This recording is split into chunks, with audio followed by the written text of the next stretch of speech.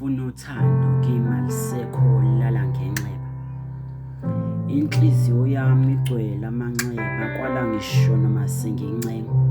Imanxebanxeba ithi ngeke isakwazi ukubuyela emuva iyothanda ngoba yake yathanda kodwa bayidlala bazenzela umathanda, ngakho-ke kayisathanda ukuthanda. Inhliziyo yami bayiphula bathi benzi iphutha ngoba kuyenzeka uthanda umuntu ngenhloso yena kuthande ngephutha.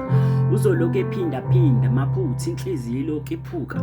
Musukuthula, khuluma, sukuma, funda kulawo maphutha. Vele sifunda ngamaphutha. Uma kwenzeke kuhluphe kushiya phansi kuyeke kukhule nokhula. Imbewu yothando kimi seyabuna, imbewu yothando kimi bayisophula.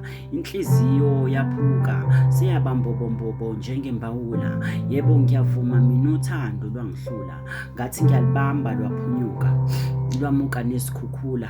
Kwala ngisho noma sezinetha imvula, kimi uthando alisose lwahlula.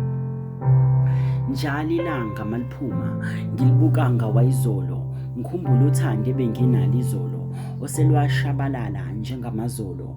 Ebona ilanga ngicabanga amaphupha angafezekanga, iy'thembiso zamanga, ngoba othandweni alikho iqiniso okugcwele amanga.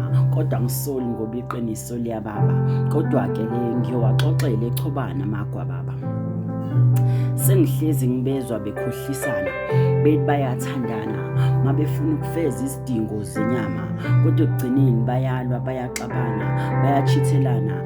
Izolo bebengamathe nolimi, namhlanje abakwazi ngisho ukubhekana. Inkukhu nempaka, mina ngithe uma ufuna uthando kimi alisekho selwathutha, sekwasala amanxiwa.